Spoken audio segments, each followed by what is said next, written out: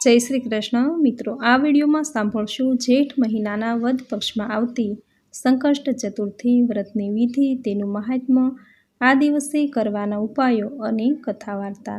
મિત્રો, તારીખ 25 જૂન 2024 મંગળવારે સંકષ્ટ ચતુર્થી છે। આ ચતુર્થી મંગળવારે આવતી હોવાથી તેને અંગારકી ચતુર્થી કહે છે। ચતુર્થીનો આ દિવસ ભગવાન શ્રી ગણેશને સમર્પિત છે તથા મંગળવાર અને ચતુર્થીના શુભ દિવસે ભગવાન શ્રી ગણેશની સાથે હનુમાનજી અને મંગળદેવની તથા ચંદ્રદેવની પણ વિશેષ પૂજા કરવી જોઈએ। મિત્રો, ચતુર્થી તિથિના સ્વામી ભગવાન શ્રી ગણેશ છે। આથી આ દિવસે વ્રત, પૂજા, ઉપવાસ કરવાથી ભક્તોના અધૂરા કાર્ય પૂર્ણ થાય છે, દરેક કાર્યમાં સફળતા મળે છે તથા મંગળવારે આવતી ચતુર્થીનો વિશેષ મહત્વ હોય છે। આ ચતુર્થીને અંગારકી ચતુર્થી કહે છે। આ ચતુર્થીનું વ્રત કરવાથી આર્થિક તેમજ શારીરિક સમસ્યા જો હોય તો તે દૂર થાય છે। મિત્રો, મંગળવાર અને ચતુર્થીનો શુભ સંયોગ ભાગ્યે જ બને છે। આથી અંગારકી ચતુર્થીનું વ્રત ખાસ કરીને કે જેને લગ્ન, સગાઈ, આડે બાધા આવી રહી છે, ધંધામાં વૃદ્ધિ થતી નથી, પ્રગતિ થતી નથી, આર્થિક સમસ્યા જેના જીવનમાં ખૂબ જ વધી રહી છે તથા ઘણી દવા કરવા છતાં પણ બીમારી સારી નથી થતી, જીવનમાં ખૂબ જ કષ્ટ બાધા આવી રહી છે, તો તેમણે આ વ્રત જરૂર કરવું જોઈએ। આ વ્રતમાં ભગવાન શ્રી ગણેશ, ચંદ્રદેવ, બજરંગબલી અને મંગળ ગ્રહની પણ પૂજા કરાય છે। મંગળ ગ્રહની પૂજા શિવલિંગના રૂપમાં કરવામાં આવે છે। ચતુર્થીના દિવસે મંગળ ગ્રહની પૂજા કરવાથી જીવનની દરેક સમસ્યા દૂર થાય છે।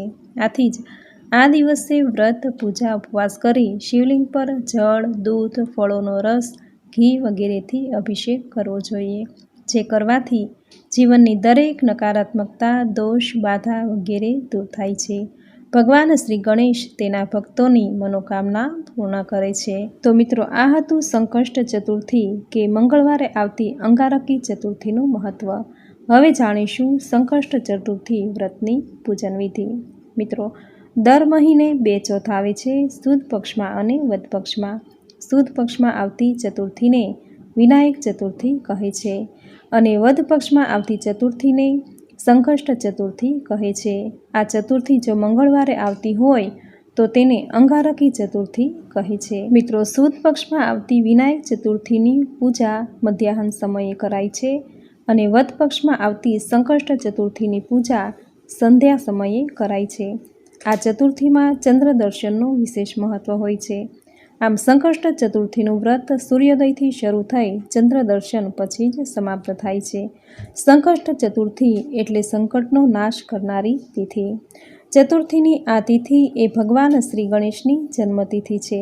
આથી આ તિથિએ ભગવાન શ્રી ગણેશની પૂજા, ઉપાસના, વ્રત કરવાથી શ્રી ગણેશ પ્રસન્ન થાય છે। ભગવાન શ્રી ગણેશ શુભતા, મંગલતાના પ્રતીક છે। તેની પૂજા કરવાથી ઘરમાં, જીવનમાં શુભતા, મંગલતા આવે છે। આ દિવસે ભગવાન શ્રી ગણેશ સાથે રિદ્ધિ સિદ્ધિની પૂજા કરવાથી ઘરમાં રિદ્ધિ સિદ્ધિનો વાસ થાય છે। આ દિવસે ભગવાન શ્રી ગણેશની પૂજા, વ્રત, ઉપવાસ, મંત્ર સ્તુતિ કરવાથી મનુષ્યના તમામ મનોરથ સિદ્ધ થાય છે। સંકષ્ટ ચતુર્થીના દિવસે ભગવાન શ્રી ગણેશની સાથે ચંદ્રદેવની પૂજા કરી લાડુનું નૈવેદ્ય ધરાવવાનું મહાત્મ્ય છે। મિત્રો, કહેવાય છે કે ચતુર્થીને તિથિઓની માતા કહેવામાં આવે છે। ચતુર્થી સહિત સમસ્ત તિથિઓએ ભગવાન શ્રી ગણેશની આરાધના કરી હતી। આ કારણે જ ચતુર્થી તિથિએ ભગવાન શ્રી ગણેશની પૂજા, આરાધના, ઉપાસના કરવાથી ધર્મ, અર્થ, કામ અને મોક્ષની પ્રાપ્તિ થાય છે।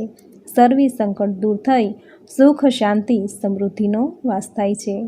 ભગવાન શ્રી ગણેશના વ્રત માટે કોઈ આકરા વિધિ વિધાન કે જપ તપની જરૂર નથી। સંકષ્ટ ચતુર્થીના દિવસે પ્રાતઃકાળે વહેલા ઉઠવું, સ્નાન કાર્યથી પરવારી શુદ્ધ પવિત્ર વસ્ત્રો ધારણ કરવા, આ દિવસે ઉપવાસ કરવો, પરંતુ જો ઉપવાસ ન થઈ શકે તો 2 ટાઈમ સાત્વિક ભોજન લઈ આ વ્રત કરવું। આ વ્રતમાં નકોરડા ઉપવાસમાં એકટાણું, દાન, દક્ષિણા, બ્રહ્મભોજન જેવા કોઈ બંધન નથી, માત્ર મનની શુદ્ધતા અને સેવા ભાવ રાખવા। સ્નાન કાર્યથી પરવારી ઘરના મંદિરમાં ઈષ્ટદેવનું ધ્યાન કરી ભગવાન શ્રી ગણેશની પૂજા કરી પૂજામાં શુદ્ધ જળ, પંચામૃત, ગંગાજળથી સ્નાન કરાવવું, પુષ્પ, ચોખા, આસન આપી નાડા છડીનું વસ્ત્ર ભગવાન શ્રી ગણેશને પહેરાવવું. ચંદનથી તિલક કરી ચોખા, પુષ્પ, દૂર્વા, સિંદૂર, અબીલ, ગુલાલ, હળદર ચડાવી સુગંધિત દ્રવ્યથી પૂજા કરવી. ભગવાન શ્રી ગણેશને મોદક અતિ પ્રિય છે, આથી મોદક કે લાડુનો નૈવેદ્ય ધરાવવું. ઋતુના ફળ, પાન, દક્ષિણા અર્પણ કરી પ્રાર્થના આરતી કરવી. આ દિવસે સંકષ્ટ ચતુર્થીનું મહાત્મ્ય દર્શાવતી કથા જરૂર સાંભળવી. ગણેશ ચાલીસા, ગણેશ બાવની, ગણેશ પુરાણ વગેરેના પાઠ કરવા. આખો દિવસ ઓમ ગમ ગણપતયે નમઃ આ મંત્રનો જપ કરવો. ચંદ્રોદય થયે ભગવાન ચંદ્રને જળનું અધર્ય આપી લાડુનો પ્રસાદ ધરાવી પૂજા કરવી. ચંદ્ર દર્શન કરવા. આ વ્રતમાં ચંદ્ર દર્શન કરી લાડુનું નૈવેદ્ય ધરાવવાનું ખાસ મહાત્મ્ય છે. આ રીતે સંકષ્ટ ચતુર્થીના દિવસે ભગવાન શ્રી ગણેશની રિદ્ધિ સિદ્ધિ સહિત પૂજા કરી જે કાર્ય સંકલ્પ માટે વ્રત કર્યું હોય તે સંકલ્પ કરી પૂજા આરતી નૈવેદ્ય ધરી ભગવાન શ્રી ગણેશની માનસ પૂજા. વિઘ્નેશ્વરાય વરદાય સુરપ્રિયાય લંબોદરાય સકલાય જગદ્રિતાય નાગાનનાય શ્રુતિ યજ્ઞ વિભૂષિતાય ગૌરીસુતાય ગણનાથ નામો નમસ્તે. આ સ્તોત્રનું મધુર કંઠે ગાન કરવું. આ રીતે પૂજા સંપન્ન થાય એટલે વ્રતનું મહાત્મ્ય દર્શાવતી કથા સાંભળવી. કોઈ પણ વ્રતમાં મહાત્મ્ય કથા જરૂર સાંભળવી, જે સાંભળ્યા વગર વ્રતનું ફળ મળતું નથી. તો મિત્રો, આ હતી સંકષ્ટ ચતુર્થી વ્રતની વિધિ, તેનું મહાત્મ્ય, પૂજન વિધિ અને હવે સાંભળશું વ્રતની કથા. બોલો સંકટહર ભગવાન શ્રી ગણેશની જય. હવે સાંભળશું જેઠ માસના વદ પક્ષની ગણેશ સંકષ્ટ ચતુર્થી વ્રત કથા. શૈનક આદિ મુનિઓએ સૂતજીને કહ્યું, હે સૂતજી, હવે અમને જેઠ મહિનામાં આવતી સંકષ્ટ ચતુર્થી વિશે જણાવો. સૂતજીએ કહ્યું, જ્યેષ્ઠ માસની ચતુર્થીને ગણાધ્યક્ષ ગણેશ ચતુર્થી કહે છે. ગણાધ્યક્ષ એટલે ગણોના અધ્યક્ષને સ્વામી કહેવામાં આવે છે. ભગવાન શિવે ગણેશજીને ગણોના સ્વામી તરીકે પ્રતિષ્ઠિત કર્યા હતા. આગળ જણાવેલા વિધિ વિધાનથી તેનું પૂજન કરવું. હવે જેઠ મહિનામાં આવતી ગણેશ સંકષ્ટ ચતુર્થીની કથા હું કહું છું તે તમે ધ્યાનથી સાંભળો. સતયુગમાં પૃથુ નામનો એક રાજા થયો, જેણે 100 યજ્ઞો કર્યા. એના રાજ્યમાં દયાદેવ નામનો એક બ્રાહ્મણ રહેતો હતો. એને 4 પુત્રો હતા, જે વેદોમાં પારંગત હતા. બ્રાહ્મણે પોતાના 4 પુત્રોના વિવાહ વૈદિક રીતથી કરી દીધા. જ્યારે જેઠ મહિનો આવ્યો ત્યારે મોટી વહુએ પોતાની સાસુને કહ્યું કે, હે સાસુજી, હું નાનપણથી જ ગણેશ સંકષ્ટ ચતુર્થીનું વ્રત કરતી આવી છું. મેં મારા પિતાના ઘરે પણ આ મંગલદાયક વ્રત કર્યું છે, માટે તમે મને આ વ્રત કરવાની અનુમતિ આપો.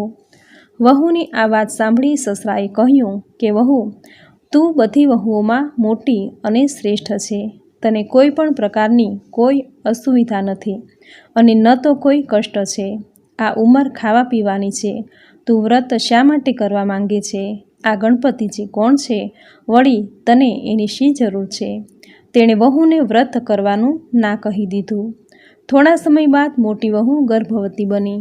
સમય આવ્યો, તેણે એક સુંદર પુત્રને જન્મ આપ્યો. તેણે સાસુ પાસે ફરીથી વ્રત કરવા માટે આજ્ઞા માંગી, પણ સાસુએ તેને વ્રત કરવાની ના પાડી દીધી. વહુની વારંવાર વિનંતી છતાં તેને વ્રત ન કરવા દેવાથી ભગવાન શ્રી ગણેશ કોપાયમાન થયા અને તેણે મોટી વહુના પુત્રનું અપહરણ કરી લીધું. આ અણધારી ઘટનાથી ઘરમાં બધા લોકો દુઃખી અને ચિંતાતુર બની અને કહેવા લાગ્યા કે પુત્ર ક્યાં જતો રહ્યો. પુત્રની માતા વિલાપ કરતી પોતાના સસરાને કહેવા લાગી કે, પિતાજી, તમે મારું ગણેશ ચતુર્થીનું વ્રત છોડાવી દીધું, એટલા માટે મારો પુત્ર ગાયબ થઈ ગયો છે. ક્રોધિત બની ગણેશજીએ મારા પુત્રનું અપહરણ કરી લીધું છે. હવે તમે મને ગણેશ ચતુર્થીનું વ્રત કરવા દો કે જેથી ગુમાવેલા પુત્રને હું પાછો મેળવી શકું. શોકમાં ડૂબી ગયેલા સાસુ સસરાએ વહુને વ્રત કરવાની અનુમતિ આપી. ત્યાર પછી તો દરેક માસની ચતુર્થીએ સંકટનાશક ગણેશ ચતુર્થીનું વ્રત પરિવારના બધા જ લોકોએ કરવાનું શરૂ કરી દીધું. થોડા સમય બાદ ગણેશજી વેદોના જાણકાર એવા એક નિર્ધન દુર્બળ બ્રાહ્મણના રૂપમાં ભિક્ષા માંગવા માટે તેના ઘરે આવ્યા. તેણે કહ્યું, હે પુત્રી, મને ભિક્ષામાં એટલું ભોજન આપ કે મારી ભૂખ મટી જાય. બ્રાહ્મણની પુત્રવધૂએ ભિક્ષા માંગવા આવેલા બ્રાહ્મણનો પ્રેમથી આદર સત્કાર કરી એને ભોજન આપ્યું અને વસ્ત્રોનું દાન કર્યું. એની શ્રદ્ધાપૂર્વક સેવા ભાવનાથી ગણેશજી પ્રસન્ન બની ગયા અને કહેવા લાગ્યા કે હે કલ્યાણી, હું તારી પર ઘણો જ પ્રસન્ન થયો છું. તું જે જોઈએ તે વરદાન માંગી લે. હું વેશધારી બ્રાહ્મણ ગણેશ છું અને તારી શ્રદ્ધા અને ભક્તિના ફળ સ્વરૂપે જ અહીં આવ્યો છું. બ્રાહ્મણની આ વાત સાંભળી મોટી વહુ હાથ જોડીને કહેવા લાગી કે હે વિઘ્ન વિનાયક, જો તમે મારી ઉપર અતિ પ્રસન્ન થયા હો તો મારો પુત્ર મને પાછો આપો. મારા પુત્ર વગર મને ચેન નથી પડતું. તેની આ વાત સાંભળી બ્રાહ્મણ વેશધારી ગણેશ બોલ્યા કે હે દીકરી, તારી ઈચ્છા જરૂર પૂરી થશે. તને તારો દીકરો પાછો મળશે. આમ કહીને ગણેશજી અદૃશ્ય થઈ ગયા. થોડા દિવસ બાદ સોમ શર્મા નામનો એક બ્રાહ્મણ એક નાના બાળકને લઈને દયાદેવની ઘેર આવ્યો. એ બાળક દયાદેવનો પૌત્ર હતો. પોતાના પૌત્રને જોઈ દયાદેવ ઘણો જ પ્રસન્ન બન્યો. તેની માતાના આનંદની પણ કોઈ સીમા રહી નહીં. માતાએ પોતાના પુત્રને ગળે લગાડ્યો અને કહેવા લાગી કે ગણપતિજીની કૃપાથી જ મેં મારા ખોવાયેલા પુત્રને પાછો પ્રાપ્ત કર્યો છે. દયાદેવ તો વારંવાર નતમસ્તક થઈ કહેવા લાગ્યા, હે વિનાયક, તમારી કૃપાથી જ મેં મારા ખોવાયેલા પુત્રને પ્રાપ્ત કર્યો છે. પછી તેણે સોમ શર્માને સ્વાદિષ્ટ ભોજન કરાવી વસ્ત્ર વગેરેથી સુશોભિત કરી અને ગોદ દાન આપ્યું. હે દેવાધિદેવ ગણેશ, આપને મારા નમસ્કાર છે. તમે સર્વ વિઘ્નોને સંકટોને હરીને શાંતિ પ્રદાન કરવાવાળા છો. માતાજી ઉમા માટે તમે હર્ષદાયક અને અત્યંત બુદ્ધિશાળી છો. આ મોહમાયાના ભવસાગરથી તારીને મારો ઉદ્ધાર કરો. હે વિઘ્નરાજ, આપનાથી ભગવાન શંકર ઘણો આનંદ પામે છે. તમારું નિત્ય ધ્યાન ધરનાર અને સ્મરણ કરનારને તમે જ્ઞાન અને બુદ્ધિ પ્રદાન કરો છો તથા સંપૂર્ણ દૈત્યોના અને દુષ્ટોના સંહારક આપ છો. એવા વિઘ્નહર્તા આપને મારા નમસ્કાર છે. હે પ્રભુ ગણપતિ, આપ આપના ભક્તોને સર્વ સુખ, પ્રસન્નતા અને પૂર્ણ ઐશ્વર્ય આપનારા અને સમગ્ર યજ્ઞોના એકમાત્ર રક્ષક છો તથા ભક્તોના સર્વે મનોરથોને પૂર્ણ કરવાવાળા હું આપને પ્રેમપૂર્વક નમસ્કાર કરું છું. આ પ્રમાણે જેઠ માસના વદ પક્ષમાં આવતી સંકષ્ટ ચતુર્થી વ્રત કથા પૂર્ણ.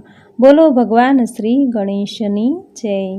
મિત્રો, ભગવાન શ્રી ગણેશ સંકટના હરનારા સંકટ હરદેવ છે. તેનું સ્મરણ, પૂજા, આરાધના કરવાથી જીવનમાં દુઃખ, સંકટ કે જો કોઈ વિઘ્નો હોય તો તે દૂર થાય છે, ટળી જાય છે. આમ સંકષ્ટ ચતુર્થીનું વ્રત પૂરી શ્રદ્ધાથી કરવાથી ભક્તિ, ધર્મ, અર્થ, કામ અને મોક્ષની સાથે ધન, સંપત્તિ, વૈભવ, સંતાન, સ્વાસ્થ્ય તથા દીર્ઘ આયુષની પ્રાપ્તિ થાય છે. મોહ માયાના બંધનો અને સંકટોમાંથી મુક્તિ મળે છે. તો મિત્રો, આ હતી જેઠ માસની વદ પક્ષની સંકષ્ટ ચતુર્થી વ્રતની વિધિ, તેનું મહાત્મ્ય અને કથા વાર્તા, જે તમે પૂરી શ્રદ્ધાથી અંત સુધી સાંભળી. જે સાંભળવી તમને જરૂર ગમી હશે તો વિડીયોને લાઇક કરી કોમેન્ટમાં જય શ્રી હરિવિષ્ણુ, જય શ્રી ગણેશ જરૂર લખજો. ચેનલ પર જો નવા છો તો ચેનલ સબસ્ક્રાઈબ કરી બાજુમાં બેલ આઇકન પ્રેસ કરી દેજો, જેથી આપણા આવતા દરેક નવા વિડીયોની નોટિફિકેશન તમને મળતી રહે. તો ફરી મળીશું આવી જ નવી ધાર્મિક માહિતી, નવી ધાર્મિક કથા સાથે. ત્યાં સુધી આપ સૌને મારા જય શ્રી કૃષ્ણ.